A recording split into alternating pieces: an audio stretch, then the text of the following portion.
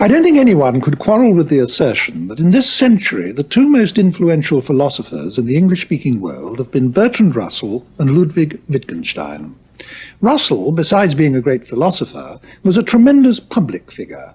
Immersed in political and social affairs nearly all his life, he became exceedingly familiar to the general public as a broadcaster and journalist and social critic, so people came to associate him quite rightly with certain general ideas and with a particular approach to social problems, even if they didn't know much about his philosophy, the best of which in any case was highly mathematical and technical, and therefore not really accessible to the non-specialist. Wittgenstein was quite different. He was only a technical philosopher. He took no part in public activity, shunned exposure even within his own profession, published very little. The result of this is that for a long time his influence, though immense, was confined to full-time students of philosophy. Only comparatively recently has this influence begun to seep out into surrounding areas of thought and affect people in other fields of activity. So the situation now is that a very large number of people have heard of Wittgenstein who don't really have any idea at all of what he did or why it's important. In this programme we're going to try and rectify that a bit, and as far as is possible in the short space of a single programme, to bring out clearly the main lines of Wittgenstein's thought, and say something about what its influence has been outside as well as inside philosophy. This not easy task is being taken on by Anthony Quinton, Fellow of New College, Oxford, where he's been teaching philosophy now for over 20 years. Mr. Quinton is currently also writing a history of philosophy in which Wittgenstein will be treated at some considerable length. But before I invite Anthony Quinton to start talking about Wittgenstein's ideas, I'd like myself, if I may, to say something about Wittgenstein the man. He was born in Vienna in 1889 and died in Cambridge in 1951, having incidentally become a British subject in his middle age. His father was the richest and most powerful steel magnate in Austria, and as a young child Wittgenstein developed a passionate interest in machinery, which was to set the pattern for his whole education. His parents sent him to a school that specialized in mathematics and the physical sciences, and he went on from there to become a student in mechanical engineering. At the age of 19, he came to Britain as a research student in engineering at Manchester University, and it was while he was there that he became fascinated by what were in fact philosophical questions about the foundations of the mathematics he was using. He read Bertrand Russell's great book, The Principles of Mathematics, and this seems to have been a kind of revelation to him. He threw up engineering and went to Cambridge to study logic under Russell. And within a very short time indeed he was producing original work of his own, which many people have regarded from that day to this as work of genius. It resulted in the only book of his to be published during his lifetime, a book with the somewhat off-putting title Tractatus Logico-Philosophicus, usually referred to by philosophers simply as the Tractatus. It was published in Austria in 1929 and in England in 1920. It was published in Austria in 1921 and in England in 1922. It's very short, but certainly one of the most influential works of philosophy to be published in this century. However, while it was exerting this tremendous influence over subsequent years, Wittgenstein himself was becoming more and more discontented with it. In fact, he came to the view that it was fundamentally mistaken, and he produced a whole new philosophy which repudiated his earlier one. During his lifetime, this second philosophy was disseminated only to and through his students at Cambridge. But after his death, a whole mass of writings came out which embodied it too. The most important of these was a book called Philosophical Investigations, which was published in 1953, and which then proceeded to have as great an influence as the Tractatus had had 30 years before. This is a unique phenomenon in the whole history of philosophy. A philosopher of genius producing two different and incompatible philosophies, each of which decisively influenced a whole generation. Well, now we must go back to the beginning and follow this story through in terms of the ideas involved. First, the Tractatus, then, produced during the second decade of this century. Anthony Quinton, it's a very short book. It's less than 80 pages in the standard edition. What would you say are the central problems that Wittgenstein was trying to solve in it? I think the shortest way of stating the central problem of the book is as follows. How is language possible? People had made all sorts of assumptions about meaning previously, how people attach meaning to words, Wittgenstein immensely generalized the question and said, how in general is it possible for human beings, by producing marks on paper or making noises, to represent something that was utterly different in character from the marks and noises used to represent them? I think many of the people watching this program might not see at once why that is a problem. People are inclined to take language for granted. Why should the very existence of language present a philosophical problem? Well, if one looks at the world in a more or less statistical way, in a great deal of it, things interact causally with each other. Rocks bang against rocks, moons influence tides, and so on. But just here and there in the world is this extraordinary phenomenon of some elements in the world intelligently reproducing other elements of it in themselves. I agree, of course, it's the texture of our whole inner lives, the use of language, the understanding of language, our communication with our fellow men, of course, principally, though not exclusively, takes place through it. I think it's just one of those questions that seems so obvious that most people don't bother to ask it, rather like Newton asking seriously why the planets didn't charge off in all directions, why stones dropped when released from the hand. It's got the same naive, pristine fundamentalness. In other words, we have this ability to think about and therefore handle, in a sense, things which are not present to us. And this is made possible by language, or at least partly made possible by language. And this raises two sets of questions. What is the relationship of language to the world? And what is the relationship of language to thought? And I take you to agree that both of these questions are central to what the Tractatus is trying to do. Yes, people had asked questions about these things, as it were, in a piecemeal way before. The great fascination of the Tractatus is they're asked with the utmost conceivable generality. And to both of the things you mentioned, he has answers to give. There's this apparently not very helpful answer at first glance, that language represents the world by depicting it. Propositions are pictures, he says, of facts. And equally, propositions are expressions of thought. They're the vehicles of thought. They're what we think with. Now, there's another side to this coin, isn't there, that he was also concerned with. The very fact that he was concerned with the limits of what could be expressed in language and discovering what the limits were to what language could do, meant that he was also concerned with what language can't do. This was a very essential feature of the whole operation, and perhaps in some ways one of those that's had the largest possible influence, his insistence that the limits of language were clearly statable. And all this followed from his idea that language is essentially, and I have to insist, literally, pictorial in character. There's a well-known anecdote about Wittgenstein hearing of the use of some models in a French law court, I think it was, to represent the state of affairs in some street accident. And he had, confronted with this, the sort of experience that Archimedes cried Eureka about. This is it, I've got it. He said, that is the essence of language. And this put very serious constraints on language, that language had exactly to mirror states of affairs in which objects were engaged.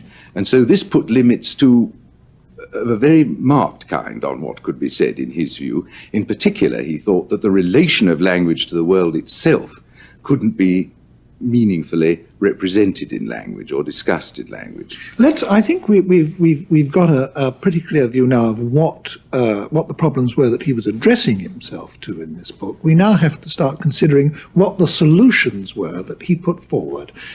What did he come round to saying the scope of language was, and to saying the limits to its use were? The fundamental thing, I think, here can be put in 2 points. First of all, that language has to fit the world very directly, in that it has to be constituted, a meaningful assertion, a meaningful proposition, has to be constituted of names that fit directly onto objects, that are exactly correlated with the objects they're the names of. And then a true proposition, a genuine proposition, will be an arrangement of names that mirrors the arrangement of the objects it treats of. Now, this limits language, in a sense, to description of that which is outside language. That's the limiting feature of that. Oh, God, I'm sorry, I've foozled it. I've lost the second thing. That's all right. No, well, you said there were You've mentioned what's often referred to as the picture theory of language. I think it's very difficult for people to see in what sense a sentence can be a picture of a fact, or a sentence can be a picture of any piece of reality. Can you explain that a bit better? Well, I think his point is that the sentences of ordinary language don't look like pictures, but his contention is if they are to have any meaning, they must be capable of being analyzed or decomposed into a set of ultimate, elementary sentences which really are pictures, which consist purely of names directly correlated with the objects that are being talked about, and in which the arrangement of names mirrors the arrangement of the objects. Let me recapitulate this to see if we've got it absolutely clear between us.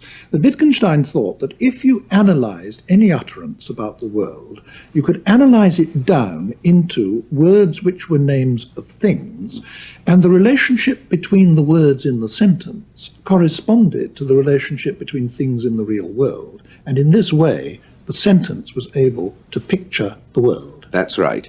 And that was a purely argumentative assumption, as it were. He argued that from first principles. He argued that it was necessitated by the requirement he laid down that every genuine proposition must have a definite sense. And he thought no proposition could have a definite sense unless it was ultimately made up of these fundamental pictorial propositions. Well, now, sorry, he doesn't give any examples of these pictorial propositions. Other philosophers he influenced came forward with examples of them, but he abstains altogether from giving the examples. He just says it can, he thinks, be proved that there must be propositions of this ultimate pictorial kind. But now, one immediate query that occurs to one is this. A great many of the things that we say are false or untrue. That means that I, in those cases, utter something to which there is nothing in the world that corresponds. Now, how does he explain that? Well, it emerges fairly simply from what's come out so far. Objects can be arranged in various different ways, and the names we have for those objects can also be arranged in various different ways. A significant proposition assembles a set of names in one of the possible configurations that those names allow for, and the possibilities of combination of the names is directly parallel to the possibility of the combinations of the objects. So a meaningful proposition, as such, depicts a possible state of affairs if the arrangement of the objects referred to by the proposition is identical with the arrangement of the names of the objects in the proposition, then the proposition is true. So the counters can be moved around, as it were, in various configurations. Most of these will represent simply possible states of affairs. When they're configured or arranged in the way the objects referred to are arranged, then the proposition is true. A lot of the things that we say in ordinary life, and indeed in philosophy too, aren't about states of affairs at all. We make moral judgments, aesthetic evaluations, and so on and so forth. How are these explained by this theory of language? Well, as far as ethical and aesthetic judgments are concerned, they're not in fact explained. They're just said to be not part of language proper. This is a very eccentric thing for anyone to say, isn't it? Ethics is transcendental. Ethics, he maintains, does not deal with fact. And he insists that the real function of language is the describing of fact, truly if possible, falsely if meaningful, but that is what language fundamentally is. In other words, when I utter a sentence about the world, I am arranging names together in a way which corresponds to a possible arrangement in the world. If that arrangement is actualized in the world, then my statement is true. If it's a possible statement of a state of affairs in the world which is not actualized, then my statement is false. If the state of affairs isn't possible in the world at all, then my utterance is meaningless. That's correct. So we've got a threefold analysis into true, false, and meaningless. Now, this theory of language implies that the world must be of a certain kind. That is to say that the world, independently of us and of language, must consist of ultimately simple objects which are related to each other in certain ways. Is that so? That's precisely what he says, and that is what he asserts right at the beginning of the book in an unargued way. He says the world consists of facts, facts are arrangement of objects, objects must be simple, to take up the word you used. And these come at one as one reads the book simply as dogmatic affirmations, but they receive their support later on from the thesis that language has to have a definite sense, and it can have a definite sense only if it is of a certain structure, and therefore the world must be of that structure in order to be capable of being represented in language. Now, what about the unsayable? We were talking earlier about Wittgenstein's concern with what can't be said as the other side of the same coin with his concern with what can be said. What does the theory of language, as we've now drawn it out, have to say about what can't be said? I suppose the central feature of the doctrine of what can't be said, the one that's most philosophically important about it, is that nothing can be said about the relation of language to the world. This is the vital paradox of the Tractatus, that right towards the end he says anyone who understands my propositions will recognize that they're senseless, and then tries to mitigate the paradox by saying he must conceive them as a ladder on which he's mounted to a level of understanding, which he then kicks away. His thesis, after all, is that language and the world have to share a certain structure for it to be possible for language to represent the world, and then says that this is not a fact about which discourse can proceed. It's something that shows itself in language, but language can't be used to report. And so philosophy, as it were, undermines itself in this mode of argument. Would it be true to say that this is what he's doing then, that for a sentence to mirror the world, there's not only got to be a one-to-one correlation between names in the sentence and objects in the world, there's also got to be a structure internal to the sentence which relates the names in the sentence to each other in a way that corresponds to the way that objects in the world are related to each other. And that this structure is exhibited by the proposition. It's not something that's stated by it. Precisely. And therefore it's shown in the proposition that can't be expressed in language. Yes, and in the light of that, then he has to represent his own remarks in the Tractatus as drawing our attention to what is open to view, what is there shown if we only look the right way, but that the propositions themselves are literally senseless. But of course much else is said to be nonsensical by him. You mentioned a few moments ago judgments of value. These, he says, are, in a rather unhelpful word, transcendental, but it simply means they're not matters of describable fact. And he gives no positive account in this book as to what they are then, as an alternative. And of course he's extremely hostile to past philosophy, which purports to tell one all sorts of things about the world, when what it is in fact doing is saying things in a hidden dialogue, in a hidden dialect, a code almost, about the relation of language to the world, which has to be shown and can't be described. Why did people think that this doctrine was so marvelous? I mean, why did this philosophy have the enormous impact that it did? Because it does seem to me to be a very strange one, and it does seem to me to leave an awful lot out. For example, I would have thought that the most expressive uses of language that there are those in creative art, in poetry, drama, novels, and so on, both the most sophisticated uses of language and the profoundest.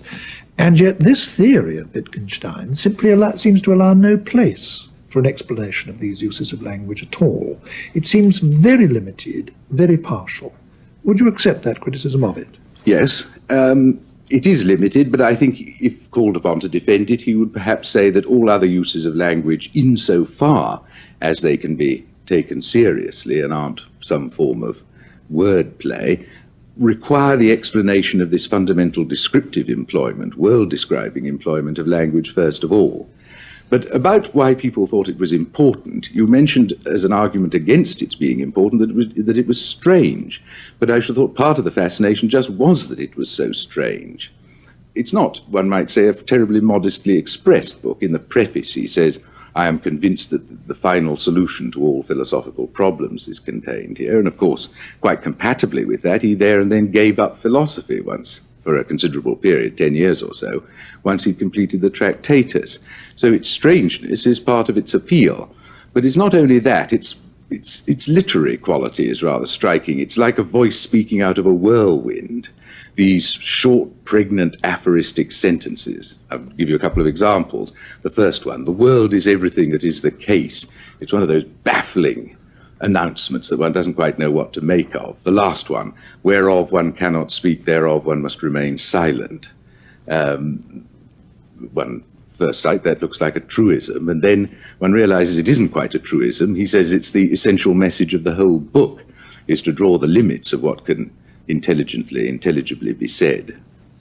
I suppose the first thing that strikes anyone about the book when they pick it up for the first time is the way it's written, because it's written not in continuous prose at all, but in very brief paragraphs, numbered according to a very elaborate system of subdivisions and sub-subdivisions and even sub-sub-subdivisions. And some of these paragraphs are only one sentence long. And as you've just indicated in what you said, the connections between them aren't always very obvious, nor is their meaning in itself very obvious either. Why did he write in this enigmatic, almost hermetic way?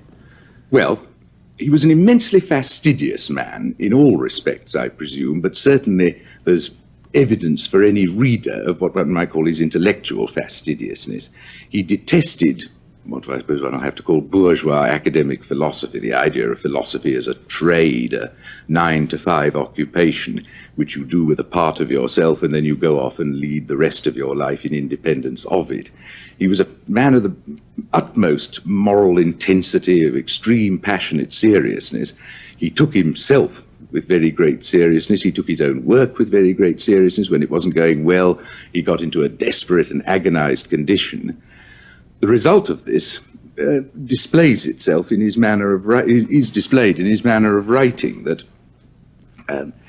you feel that his whole idea of himself is behind everything that he says. Well, this also means that he rather tends to disregard or to despise philosophy produced in a more easygoing, relaxed, businesslike, vocational manner.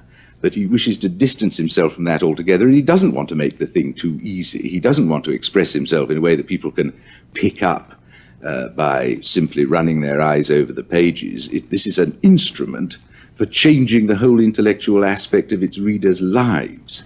And so the way to it is made difficult. I think that could be a justification relative to his intentions of his way of proceeding. I must say the prose does seem to me to have extraordinary quality. I find the sentences supercharged. They have this haunting capacity to stay in the mind, and one finds oneself quoting them very easily after one's read the book. I would regard Wittgenstein as one of those few philosophers like Plato or Schopenhauer or Nietzsche who are also great literary artists, great writers. Would you agree with that? I think he is. He's certainly a very conscious artist. He was a distinguished mind, a cultivated man. He didn't make a mess of it, therefore. There's nothing, you couldn't say of his work that it was ever pretentious. It pretends to great things. It makes claims of itself. But it seems to me the literary garment of his thought is worthy of the seriousness with which he presented those thoughts. I think we must go back a bit now to what some of the doctrines were. We talked about this central notion of language picturing the world, and you explained how he distinguished between true utterances and false utterances. Does he provide us with any way of seeing if a statement pictures the world, of seeing if our utterances are true or false? What kind of analysis of the utterance will show us whether it's true or false? There's absolutely no explanation, as I said earlier, of what the simple objects are, and therefore there's no account given of, so to speak, how we come to be aware of the simple objects. All he talks about is what the relation between the basic propositions of discourse and the objects to which they relate must be. What he does do is suggest various ways in which the sentences of ordinary discourse can be analyzed or decomposed into these ultimate, basically pictorial sentences. His theory is that every genuine proposition that isn't itself one of these ultimate sentences, and he doesn't give any examples of actual everyday propositions that are, every such proposition must be decomposable into them. And his thesis is, to put it in a slightly technical way, that every genuine proposition whatever is a truth function of elementary propositions, which in effect means that it's just an abbreviated formula for a vast assemblage, a conjunction of elementary propositions and the negations thereof. Well, I think before we move away from the Tractatus and its doctrines, which Wittgenstein himself did because he came to think that they were unsatisfactory, it would probably be helpful if you would summarize, if you now could, what the central doctrines of that book are. Well, the central doctrine, I think, is that language in its fundamentally distinctive use as a means for describing the world can work only by picturing the world. How it pictures the world is through configuring names of objects, names of simple objects, into arrangements that correspond, where the proposition is true, to an actual arrangement of objects, which correspond, where the proposition is false, to a possible arrangement of objects. From this, of course, it follows that the world is an array of some sort of simple objects, exhibiting one of the possibilities of combination that are open to them. Connected with this is the view that although many genuine propositions we utter don't seem to be of this form, they can be dismantled, analyzed into propositions of this form. There is one thing we haven't talked about, which is of very great influence, his view of the nature of logic and mathematics. He insisted that the propositions of logic and mathematics don't describe the world. They're, so to speak, a byproduct of the abbreviated nature of actual language. What a logical truth does is state what should be evident, namely that one proposition contains within itself another proposition. That is, some complex of pictures of the elementary pictures of the world contains in its content certain other. Some of them. So in other words, according to that theory, all the truths of mathematics, like all the truths of logic, are tautologies. Are tautologies. Just unpacking what is already there in the proposition. Yes, that they give no information about the world itself. They're simply symbolic in character, as it were. They talk about the relation of symbolism. And again, he said that these propositions were senseless in that they had no factual content. They didn't tell us anything about how things were when how things were was different from how they might have been. They simply reflect the character of the language we use. Now, what was the influence of this early philosophy of Wittgenstein? It was, in fact, very great, wasn't it? Very considerable, but it was exercised through only a small part of the work he produced. The greater part of the Tractatus is concerned with this theory of propositions as pictures, words as names, the things propositions related to as configurations of simple objects or facts. That's the great bulk of the book, the first, say, 2/3 of it or something like that. And in that form, I think it's fair to say that nobody took it up at all. People were baffled and astounded and puzzled by it. But the group of philosophers who claimed to derive their main inspiration from Wittgenstein, namely the positivists of the Vienna Circle, although they accepted the view that there must be some basic propositions which relate, as it were, directly to the world, there must be a point in language where direct contact with the world is made, they gave a much more straightforward and easily intelligible account of this relation. In essence, it was that these elementary propositions simply describe the sense experiences of individual observers. So they report immediate occurrences of experience, feeling, perceptions by individual persons, and then that everything else could be, all the other beliefs we held could be analyzed out into propositions of this kind, propositions about continuing material objects that exist unperceived, propositions about minds other than our own, propositions about social institutions, that all of these could be analyzed in the end down to simple reports of private experience. Now, when Wittgenstein began to become dissatisfied himself with this philosophy of his that he'd published in the Tractatus, which way did his own dissatisfaction proceed? I think perhaps I might say a little bit here about what Wittgenstein was doing in the interim. You spoke earlier in general terms about his career, the engineering at Manchester, the becoming interested in the nature of mathematics, the studying of Russell, the going to Cambridge to work with Russell. And at this period, he was an extremely isolated figure, perhaps locked up mainly in his own thoughts, talking to one or two people, particularly Russell. And the philosophy of the Tractatus reflects that in a way by being an immensely individualistic philosophy. There's no suggestion of language in a way being a communicative instrument. It's an instrument for reporting to oneself, for describing. There's no emphasis on it being a medium of exchange. Well, as I said, quite compatibly with the doctrines of the Tractatus, he thought he'd got all the answers, and so at that point he gave up the subject. And for a number of years in the 1920s, he was an elementary school teacher. Then he worked as a monastery gardener, helped design a house for his sister. And it wasn't until the end of the 1920s that he took the subject up again. He got into conversations with various leading figures of what was to become the Vienna Circle. And this interested him in philosophy again. I mean, one could reasonably suppose that philosophical thoughts were going through his mind in the interim, but it clearly wasn't part of his plan of life to continue thinking about philosophy after the publication of the Tractatus. Then he was stimulated into thinking about philosophy again, and of course the very different second philosophy of Wittgenstein developed from that period onward.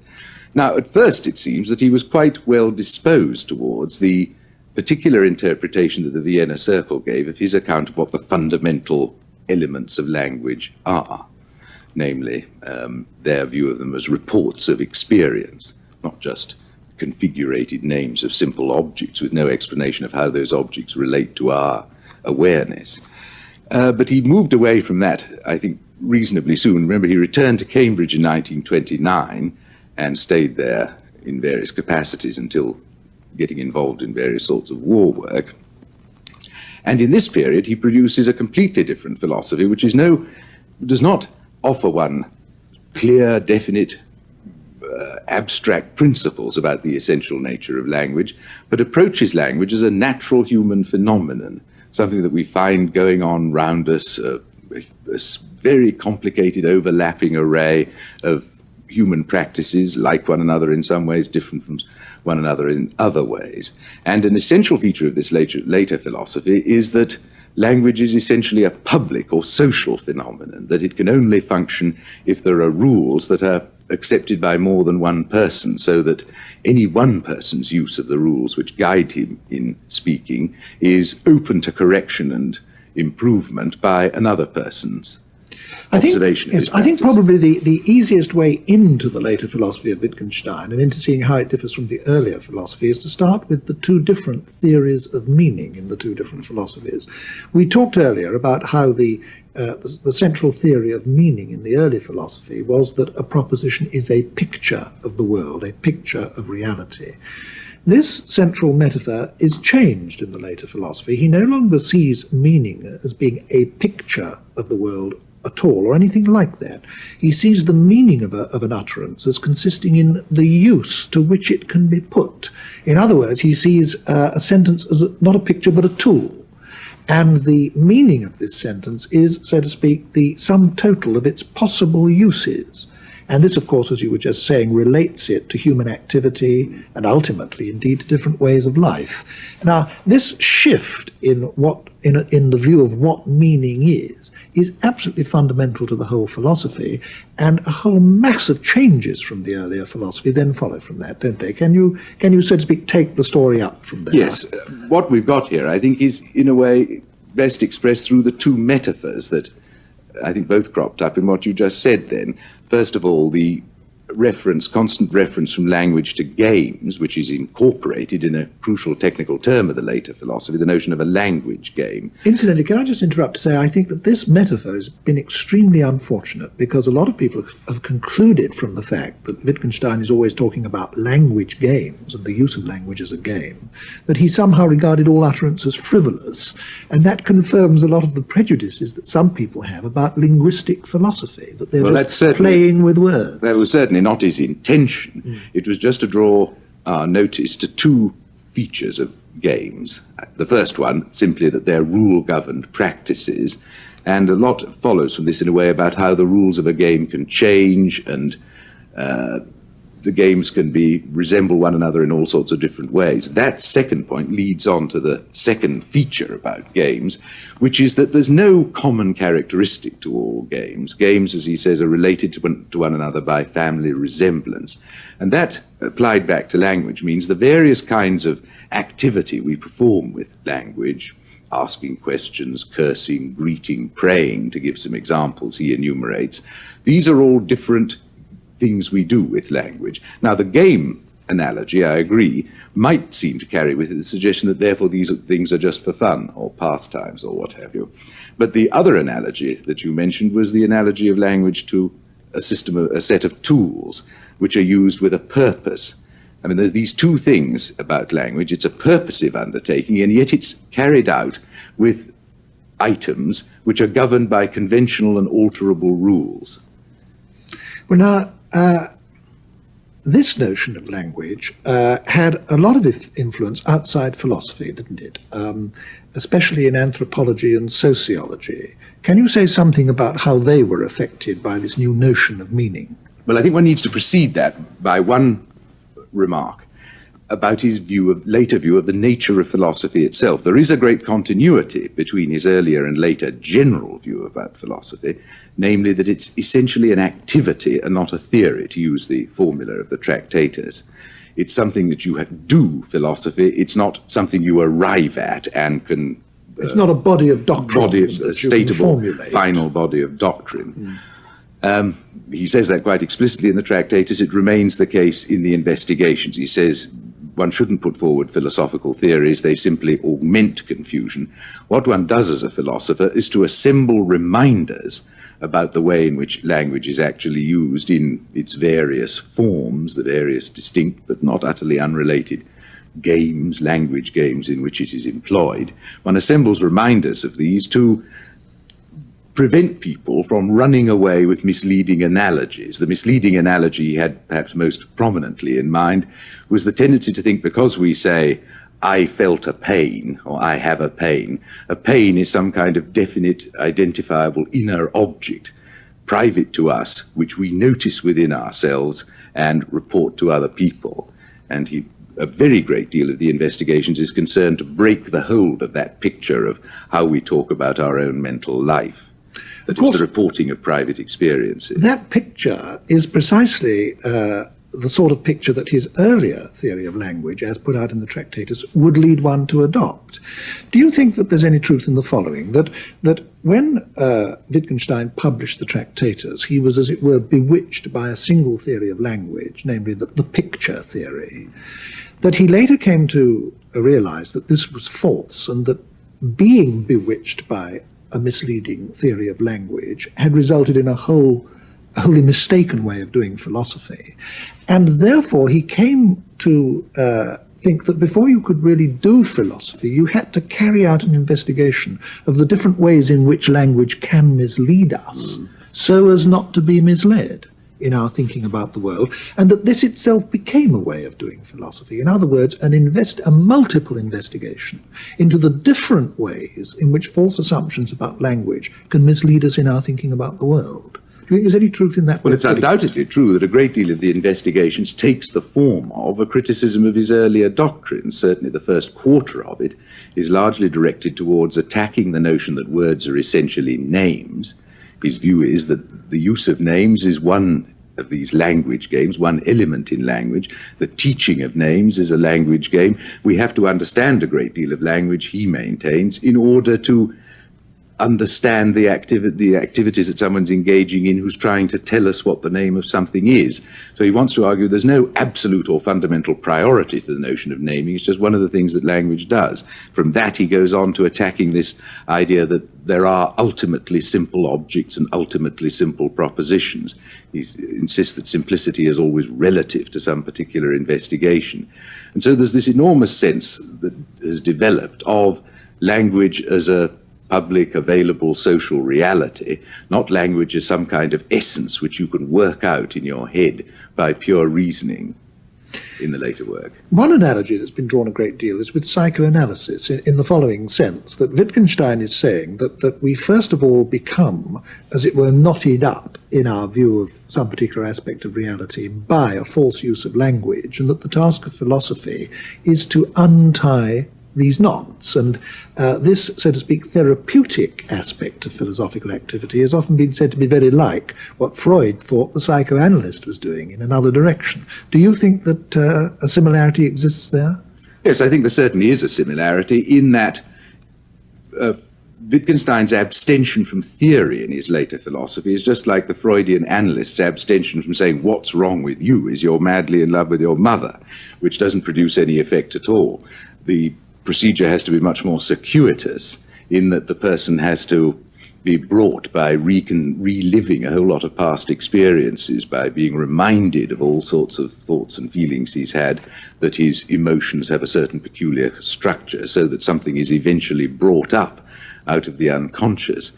In Wittgenstein's case, what is hidden isn't hidden in quite the same way. What has to be made evident to the philosophically confused or perplexed person is the way, the rules of the language games that people actually use. What has happened to him is he's, on the basis of an analogy he's seen between the way words work in one game and the way they worked in another, he applies the rules of the first game to the second one and gets into a fix. Thinks that because in a shop I say, that's a bicycle, that's a television set, that's a so-and-so, I'm doing something just analogous to that when I look within myself and say, I have an acute pain in my left knee, a pronounced desire for a cup of tea, and a wish that it was Friday. He wants to say these are two utterly different operations, that one's not just listing off things that one finds within oneself in self-description. And the way to do this, he maintains, is to consider language in its natural setting, to see all the circumstances in which people say things, the behavior that characteristically accompanies their saying certain things. Can I now bring you back to the question of what the influence of this philosophy has been, especially outside philosophy? I failed to take up that question, you're quite right. The influence of it has been, I suppose, to encourage a certain kind of relativism, because the abstention from theory means, and is connected with, a recognition, so to speak, of the equal rights of all language games, provided that it passes the test of workability as a social instrument of communication. Then it constitutes what he calls a form of life, and he doesn't think you can really understand some, as it were, unfamiliar language game without actually participating, without playing it, so to speak. Well, now, you spoke of influence of this on anthropology and sociology.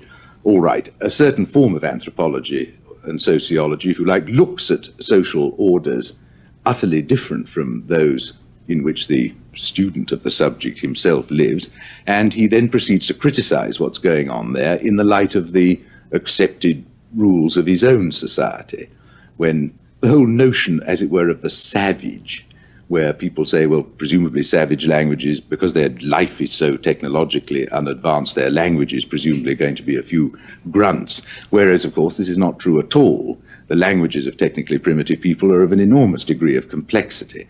And then one sees, rules of taboo, or rules that we call taboo, which is already a somewhat derogatory phrase, because it suggests this is a rule which is based on false assumptions of what connects with what. And he would say, I think that's just a misunderstanding bred by not actually being a party to, not fully being within the form of life in which these taboo rules operate. What, speaking for yourself, do you think is wrong with this later philosophy, unless, of course, you buy it whole? No, I certainly don't buy it whole. What I think is important about it, I do think the philosophy of mind, the account of our discourse about our own mental life and that of others, has given very good reason for abandoning an assumption that was traditionally made, that there was a kind of huge cleavage between our thought and discourse about the physical world and our thought and discourse about the mind. It did bring to light that a great deal of what we have to say about our own and other people's mental lives is essentially tied to behavior. As it were, being generous, the test of whether a person is generous is what they give and when, not whether they have generous impulses. A person who claims to have endless generous impulses but actually always lets the plate pass by, one supposes he's either being insincere or is at best deceiving himself. Well, the generous impulses, as it were, Wittgenstein's point, is neither here nor there. It's just for a person to be generous is for them to act in a certain way in certain circumstances. And yet, after all, generosity is a character trait. It's an aspect of an individual's mind. The mind isn't a hidden, private thing altogether. And that, I think, is important in the later work. What I object to myself is the abstention from theory, if you like, that nothing ever seems to come to an end, nothing ever gets settled, The examples are heaped up, and then, as it were, they're offered to you to take or to leave. It seems to me an intellectually unsatisfactory practice. The whole manner of exposition of the investigations is a sort of kind of cumulative and disorderly persuasion, rather than definitely setting out something that is to be discussed and saying, well, in favor of it, so-and-so is to be said, against it, so-and-so is to be said. I don't say this is in any sense a mannerism on Wittgenstein's part. It represents a commitment, a belief on his part that this is the way the subject should be done. I just don't believe it can be done like that, or that understanding of a lasting kind is achieved by this consciously inconclusive way of proceeding. If one takes 3 paces back and looks at the 2 philosophies of Wittgenstein, the earlier and the later one, there seem to me to be at least 3 ways in which they are viewed by other philosophers who are themselves very distinguished. I suppose a large number of philosophers, perhaps most, regard both the early and the late philosophy as being works of genius. But some, Bertrand Russell as an example, regarded the first philosophy as being the product of genius, but the later philosophy as being trivial and, well, really, he kept saying, he thought, a worthless exercise. There are other philosophers, and Karl Popper is one, for example, who doesn't think at all highly of either of them. How do you evaluate them in their relation to each other? Well, I'm perhaps docile enough to be quite convinced that Wittgenstein is a genius, and that both stages of his work are works of genius. But as so often in philosophical works, this isn't because everything is said in them is true. Who would deny, after all, that Plato was a genius? Yet who would believe Plato's view of the universe, that what really exists is abstract, timeless entities, and the world of things in space and time is a sort of shadowy appearance? One can recognize the genius of a philosopher without, in fact, accepting very much of what he says.